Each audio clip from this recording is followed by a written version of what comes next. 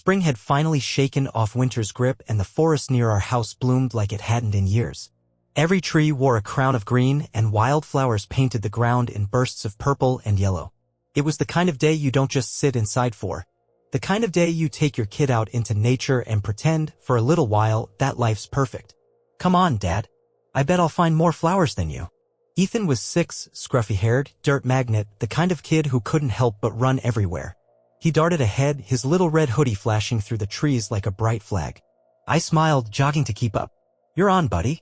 But remember, stay where I can see you. The trail curved lazily through tall pines, where sunlight filtered down in broken streams, making the air glitter with floating pollen.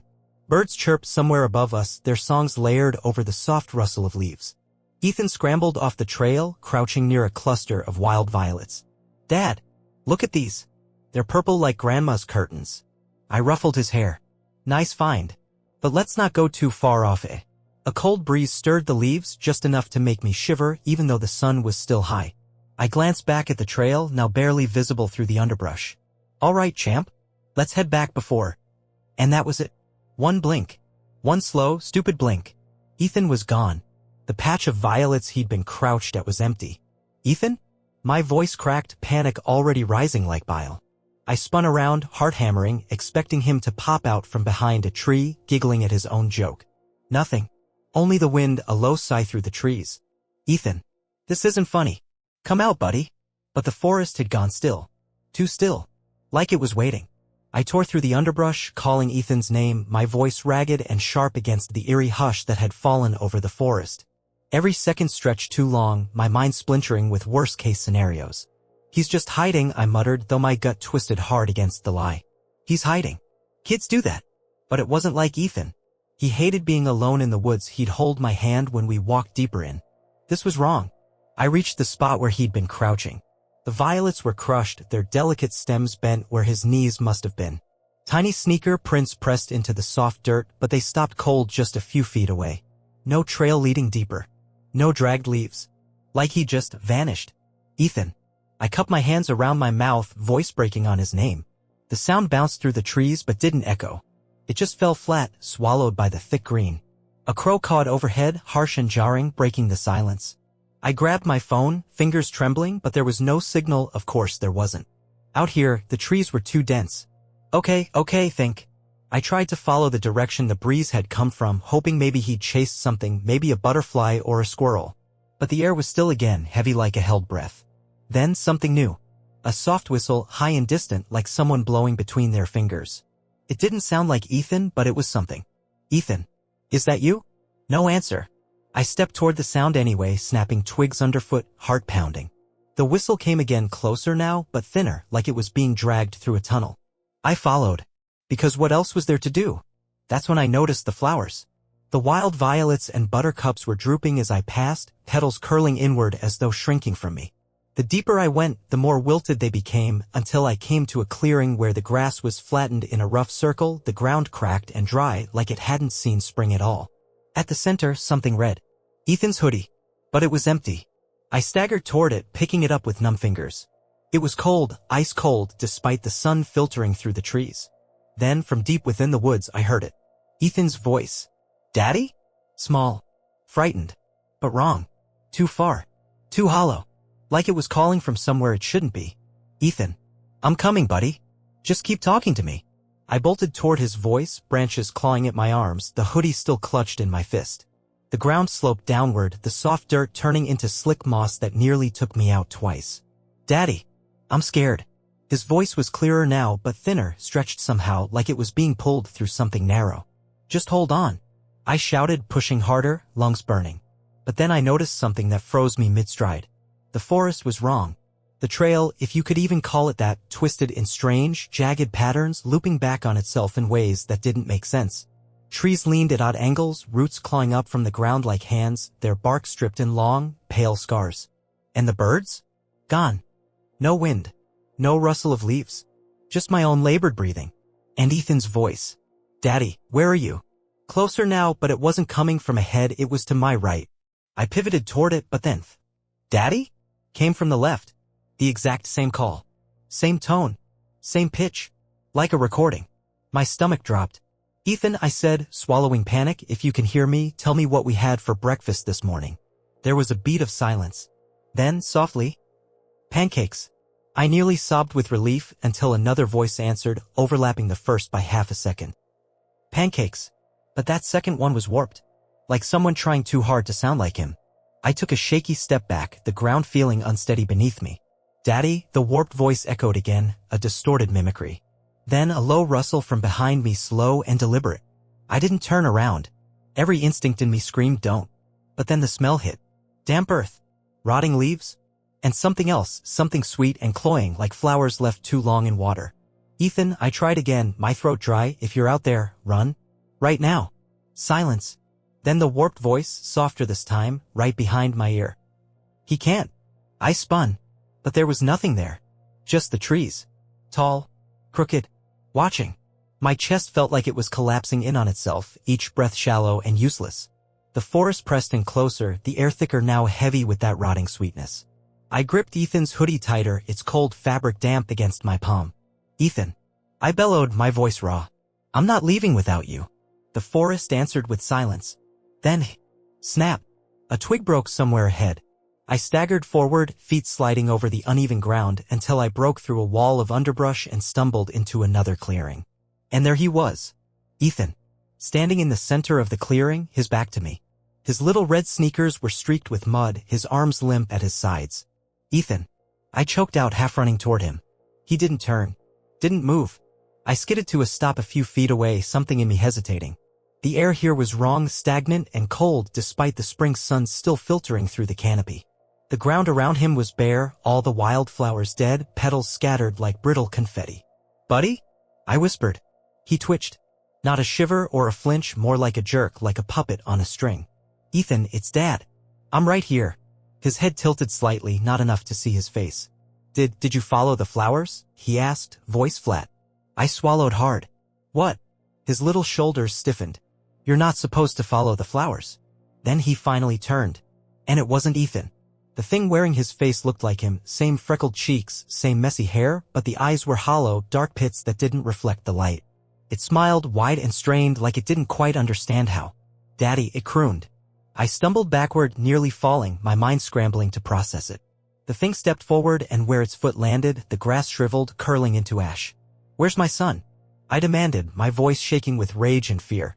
The thing cocked its head. Still here? For now. The ground trembled beneath us, a low vibration that rattled through my bones. And then, from the woods all around, the flowers started blooming again, violent, fast, like they were pushing themselves up through the dirt, their petals opening wide. But they weren't normal. Not anymore. Their colors were too dark, deep crimson, black-veined purples, and at their centers, something writhed. Give him back, I whispered. The thing in Ethan's shape smiled wider, its hollow eyes glinting. Find the roots. Then it shattered, his form breaking apart into a flurry of petals that spiraled into the air and scattered on the wind. And I was alone. Again. But this time I wasn't sure I was leaving the forest without digging deeper. Or if I'd leave it all. The petals drifted down in slow, lazy spirals, some brushing against my face, cold and damp like they'd been pulled from a grave. I staggered backward, my mind clawing at the last words that thing had spoken. Find the roots. The clearing buzzed with a deep, thrumming sound like something alive was moving just beneath the soil. I dropped to my knees, clawing at the dirt with my bare hands. It came up soft at first, rich, loamy, but the deeper I dug, the colder it got until my fingers hit something solid. A root. But it wasn't like any root I'd ever seen. It pulsed under my touch, faint like a heartbeat. Thick and black, with veins of something pale running through it. I yanked at it, but it didn't budge. Ethan. I screamed, not even sure who I was calling to anymore. The ground buckled beneath me, and before I could react, the dirt cracked wide open. I fell hard, sliding into a hollow beneath the clearing. A cavernous space veined with those same black roots, snaking through the walls like arteries. It smelled worse down here, thick with rot and something sharp and metallic. And then I saw them. Tiny figures. Dozens of them, twisted into the roots. Skeletal hands, scraps of faded clothing, shoes half swallowed by the dirt. Children, swallowed whole by this place. My stomach lurched, bile rising in my throat. But then, Daddy, Ethan's voice, faint but clearer than before, echoed from deeper in the cavern. I ran. The roots clawed at my ankles, trying to slow me down, but I tore through them, following his voice. And then I saw him, Ethan, curled inside a knot of roots, his face pale, eyes fluttering weakly. "Buddy, I'm here." I threw myself at the roots, tearing at them with bleeding hands. They didn't give easily, like ripping through old sinewy muscle, but I didn't stop. Not until they snapped apart and Ethan sagged into my arms, cold and limp. His eyes opened, glassy but aware. "Dad, I got you, kiddo. I got you." But the roots weren't done. They twitched and coiled, reacting to his absence. The whole cavern began to groan, dirt trickling from the ceiling. We had to run. I hoisted Ethan against my chest and sprinted, the tunnels collapsing behind us. The forest didn't want to let him go, didn't want to let either of us go. The roots lashed out as I ran, snaking across the ground, clawing for my legs. I gripped Ethan tighter, feeling his shallow breaths against my chest. Too weak, too faint, but it was enough to keep me moving. The tunnel narrowed ahead, walls slick with moisture, the stench of rot thickening with every step. Dirt rained from the ceiling in choking clouds as the cavern behind us crumbled, the forest trying to close in, to swallow us whole again. A root slashed across my shin, ripping through denim and skin. I stumbled but didn't stop. "Almost there, buddy." I panted, though I didn't believe it. Ethan stirred weakly in my arms. "Dad, it's hungry." I didn't ask how he knew. I didn't want to know. The tunnel opened into another hollow, this one vast, its ceiling lost in shadows. In the center was a colossal root mass, black and swollen, veins of pale sap pulsing through it like slow blood. It was the heart of the forest, and it was alive. Ethan's head lolled against my shoulder as he whispered, "It takes things, people, and keeps them here." I felt it, too. An old, deep hunger, not evil exactly, but indifferent, like something that had always been here, long before us, feeding slowly over centuries. "Not today," I growled. The hoodie was still clutched in my fist, soaked with sweat and dirt. I tore at it, wrapping it around a jagged root that jutted from the cavern wall. "Dad." Ethan's voice was small. I kissed the top of his head. "Close your eyes, buddy." I yanked out my lighter, an old habit I'd never quite kicked, and sparked it. The hoodie caught slowly, the damp fabric fighting the flame, but then it whooshed to life. The fire licked up the root, the black veins blistering under the heat. The cavern screamed, a deep, vibrating howl that rattled my teeth and made Ethan clutch at me, his tiny hands trembling. The roots convulsed, curling away from the fire, but not fast enough. The flames raced through them, feeding hungrily, turning the pulsing mass into a writhing inferno. The ground buckled. Time to go. I bolted for a shaft of light breaking through the far side of the cavern, an opening I hadn't noticed until now. Roots snapped up from the dirt, desperate and furious, but the fire was faster, eating through them, turning the once living walls into collapsing rubble. I reached the opening just as the cavern gave out beneath us, the weight of centuries finally caving in. We broke through into the blinding light of the forest above, spring air rushing in like a gasp. Before I hit the ground hard, Ethan still cradled against me. Silence. Then the faint chirping of birds. The forest was still again. But Ethan wasn't moving. His face was too pale, lips tinged blue. "No. No, no, no." I pressed trembling hands to his chest. "Come on, buddy, please." His eyes fluttered open, weak but there. "I'm hungry," he mumbled. I laughed. I sobbed. Maybe both. I scooped him up, turning away from the blackened, smoldering hole where the heart of the forest had been. But as I walked, I noticed the wildflowers around us, bright and blooming again. Yet some petals were still edged in black, like the rot hadn't died. Not completely. I didn't stop walking. Not for the pain in my leg, not for the blood soaking into my jeans, not for the pull I still felt in the back of my mind, like something deep underground was still reaching for us. Ethan's head rested on my shoulder, his tiny fingers tangled in my shirt. He was breathing, slow but steady, and that was all that mattered. But the forest, it hadn't let go. The trees still leaned in too close, their branches arching low, heavy with leaves that seemed too green, too vibrant, as if the forest was trying to hide something beneath its surface. And those flowers, the ones dotting the path back, they followed us. Their heads turned ever so slightly, always angled in our direction. I told myself it was the wind. But there was no wind. Dad, Ethan mumbled, barely lifting his head. You didn't kill it. I stopped dead in my tracks. What do you mean, buddy? We burned it, we got out. His face scrunched in that thoughtful way kids do when they're trying to explain something too big for words. It's not there. Not just there. It's under everything. My skin crawled. The rot. The roots. The centuries of feeding. We'd only cut off a limb.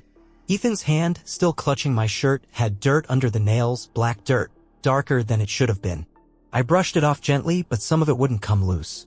It clung to his skin, to the creases of his palm, like it belonged there now. Does it still hurt? I asked, trying to keep my voice calm. He shook his head. It's quiet, but not gone. My mind reeled, flashing through every horror movie scenario I'd ever scoffed at. But this wasn't a movie. This was real. And whatever the thing was, whatever took him, it had left a piece of itself behind. We broke through the final line of trees, the sun sharp and hot against my face as we stepped into the meadow by the trailhead. For a second, I thought we'd made it. But then I saw it. At the edge of the meadow, tucked low among the grass. One black-veined wildflower. Petals wide, like it was waiting. Ethan squeezed my hand. Dad? Yeah, buddy. It knows we left. I didn't look back. Not yet. But I knew we weren't done. Not by a long shot. The walk back to the car felt longer than it should have. Every footstep echoed in my head like a drumbeat, each one pulling me further from the twisted heart of the forest, but not far enough. Ethan sat slumped in the passenger seat, bundled in my jacket, his face pale but calm. Too calm. His eyes, half-lidded, traced the window, watching the trees recede as I sped down the dirt road. You okay, buddy? I asked, even though I knew the answer. He didn't speak right away. Just traced a finger along the fogged glass. Then, it left something inside me, didn't it? My throat closed. Kids notice more than we give them credit for. Not if I can help it, I forced out. He finally turned to me, his freckles sharp against his pale skin. It doesn't want me dead, Dad. That's not what it does. The words were so flat, so certain that they chilled me worse than anything in that forest. I gripped the steering wheel harder. We're going to figure this out. I promise. But as we pulled onto the highway, I noticed it again, tiny flecks of black dirt smeared across the dashboard, across Ethan's fingertips. I turned up the air conditioning, the heat suddenly unbearable. Ethan's reflection in the window blinked at me, but for a split second, I swear his eyes weren't his. They were hollow. Dark. Like something was looking out from deep inside. That night, after scrubbing every trace of dirt off him, hands, knees, even under his nails, I tucked him into bed. Night, Dad, he mumbled, already half asleep. But as I closed the door, I heard him whisper something else. So soft I almost missed it. It's still growing. I didn't sleep. I sat at the kitchen table, the map of the forest spread out in front of me, tracing the trails we'd taken, looking for patterns, for anything. The black-veined wildflower wouldn't leave my mind. It had been waiting at the meadow's edge. And I was starting to realize. It hadn't followed us out. It had let us out. Like it wanted Ethan out here. Where he could spread it. The thought hit hard, a cold spike in my chest. Not a victim. A seed. I staggered to my feet, heading for Ethan's room. But I stopped at his door. Something scratched softly from the other side. Tiny, rhythmic. Like fingernails against wood. I stood frozen at Ethan's door, my hand hovering just above the knob. The soft scratching from inside continued, steady, patient, like something waiting for me to open it. Ethan? I whispered, my voice dry as dust. The scratching stopped. I held my breath, straining to hear anything, his breathing, the creak of the bed, but the house had fallen into that same kind of silence I remembered from the forest. Thick. Heavy. Then, Dad? His voice was small, muffled through the door. I exhaled in relief, but it barely lasted. Because there was something off again. Too flat.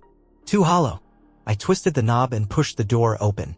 Ethan sat cross-legged on the bed, facing the window. The curtains were wide open, the moonlight pooling around him in cold silver. His hands were in his lap, but his fingernails, scratched raw, were stained black, little crescents of dirt still packed underneath. Buddy, I stepped inside, forcing calm into my voice. What are you doing up? He didn't turn around. Listening, he murmured. To what? He tilted his head, like he was hearing something I couldn't. It's still calling. from underneath. My throat closed up. The house groaned around us. Just old wood settling, I told myself, but it didn't feel random. It felt alive. I crossed the room and crouched in front of him. His eyes were glassy, pupils blown wide in the dim light. "Ethan, look at me." He did, but for a flicker of a second, his face wasn't his. The hollowness was back, like something was using his skin as a mask. I swallowed the panic clawing at my throat. "Do you feel it? Inside you?" He nodded slowly. "It's like roots, but small. Not grown yet." The bile rose in my throat. It was growing through him. "Can you feel where it is?" He hesitated, then pointed to his chest, over his heart. "I don't want it here, Dad," he whispered, and that broke me. "We're going to fix this," I said, though my hands were shaking. "I promise." But deep down I knew this wasn't going to be as simple as cutting roots out. This was older, deeper. The forest had marked him, and it wasn't done yet. Behind me the house creaked again, louder this time, then the faintest sound. Leaves rustling inside the walls. The rustling inside the walls grew louder, soft at first, like dry leaves caught in a breeze, then harsher, more insistent. It scraped along the wooden beams, the sound of something pushing through, burrowing deeper. I scooped Ethan into my arms, feeling the faint, unnatural heat radiating from his chest, the place where the roots had taken hold. "Dad, it's coming," he whispered against my shoulder. "I know, buddy. I know." The lights in the house flickered, then died, plunging us into a thick, suffocating darkness. But outside, a glow. Through the window I saw them, wildflowers, hundreds of them, blooming in the moonlight, stretching out from the forest's edge, their dark-veined petals trembling as if breathing. They were creeping toward the house. The forest hadn't let him go. I bolted for the basement. If this thing was in the roots, if it had followed us here, then maybe I could end it before it fully took him. The basement stairs groaned under my weight as I shoved the door open and half ran, half fell into the dark. The smell hit me instantly. Damp earth, mold, and that sweet rot I'd hoped I'd left behind.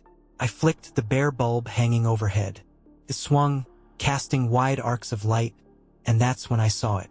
The foundation wall had cracked, thin lines snaking out in jagged patterns, and through those cracks, black roots had pushed in.